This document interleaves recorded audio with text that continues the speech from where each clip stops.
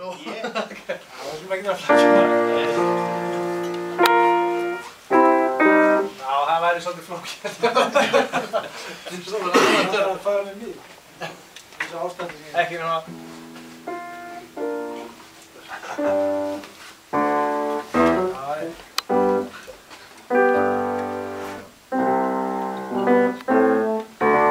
Æ, komi. Ekki bara telja, ekki hafa þetta svolítið hratt bara.